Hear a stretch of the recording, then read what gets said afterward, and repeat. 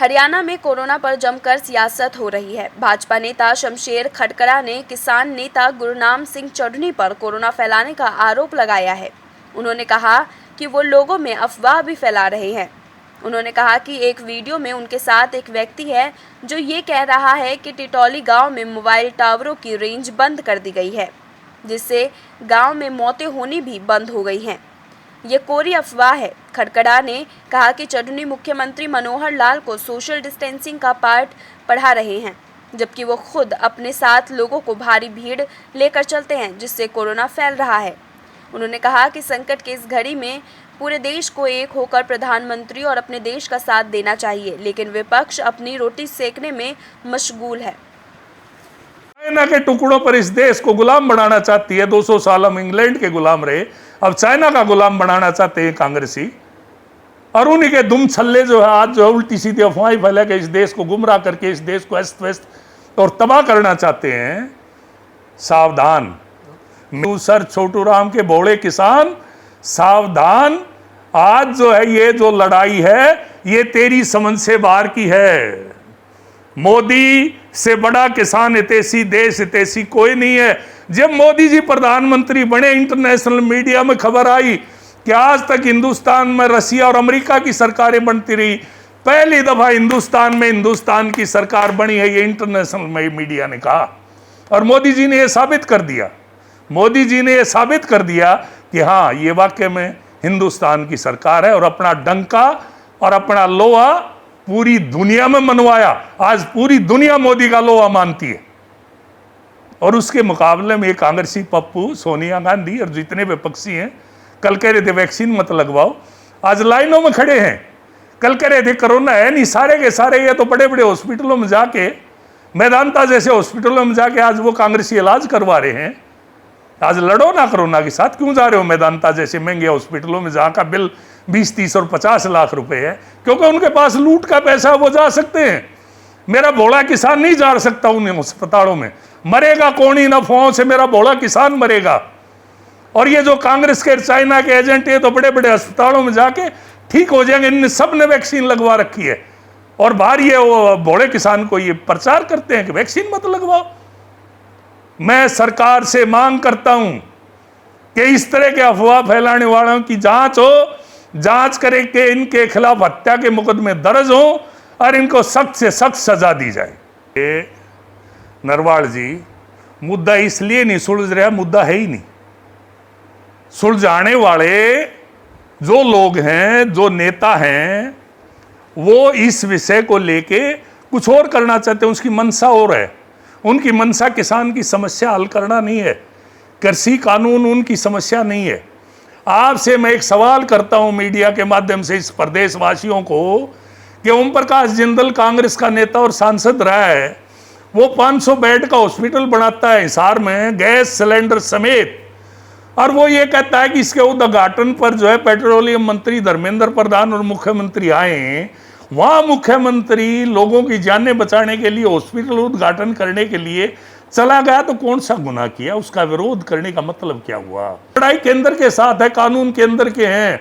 मनोहर लाल को हिसार में नहीं घुसने देंगे, उप मुख्यमंत्री को नहीं घुसने देंगे, मंत्री को नहीं घुसने देंगे।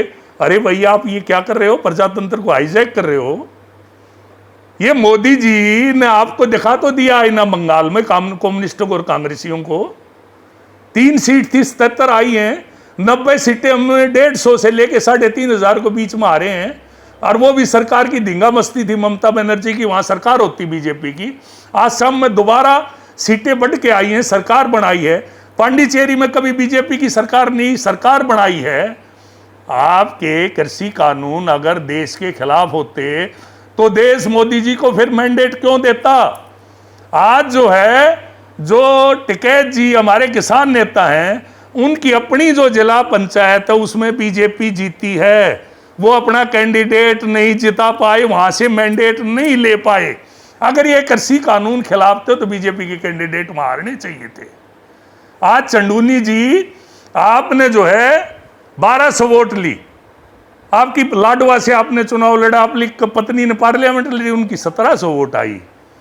और आप 303 की पार्लियामेंट को हाईजैक करके ये कहना चाहते हैं कि हम आतंक फैलाएंगे, अराजकता फैलाएंगे, हम खून खराबा करेंगे, हमारे हिसाब से सरकार फैसला ले, तो फिर क्या जरूरत है चुनाव की और पार्लियामेंट की? इस तरह से प्रजातंत्र में कभी फैसले होते हैं? 1.5 साल के लिए कृषि कानून स्थगित कर दिए गए, तो फिर क्या मसला है?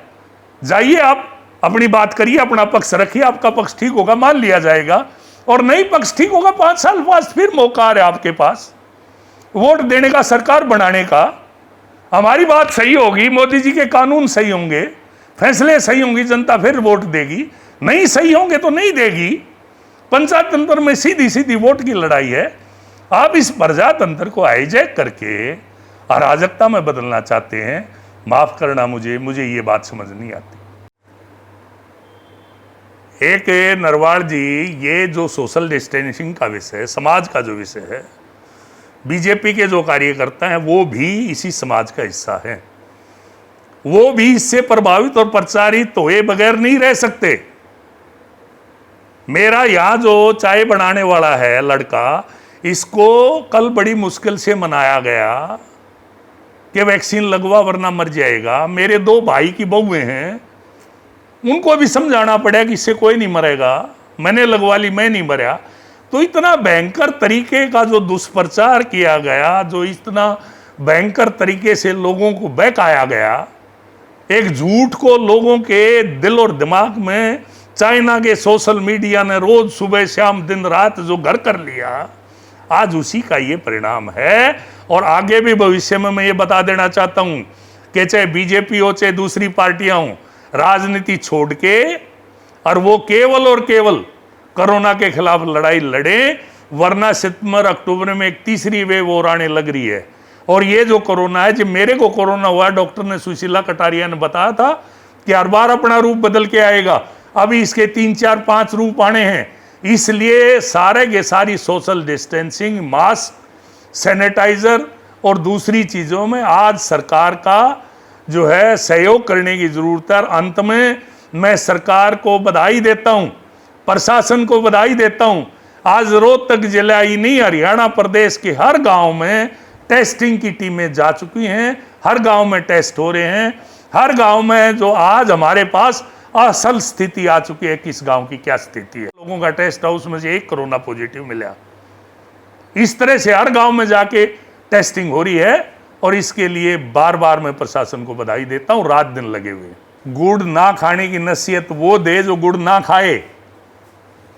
चंडूनी जी रोज 1000-1200 आदमी लिए बैठे रहते हैं, वो सवाल किस पे खड़ा कर रहे हैं? वो तो फिर भी जो 500, 700, 1000 आदमी होते हैं सोशल डिस्टेंसिंग का पालन करते हैं, और 500 बेड के हॉस्पिटल के लिए गए हैं।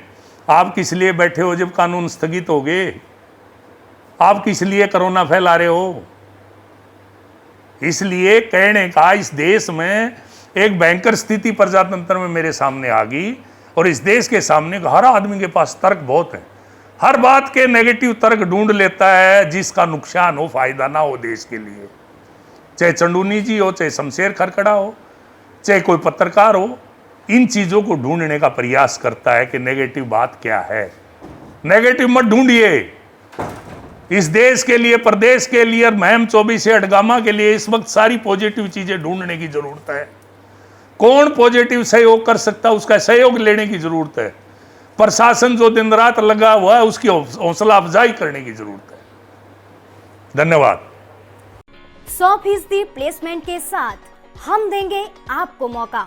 Live 24 media institute, admission open. Registration के लिए कॉल करें 9560464170।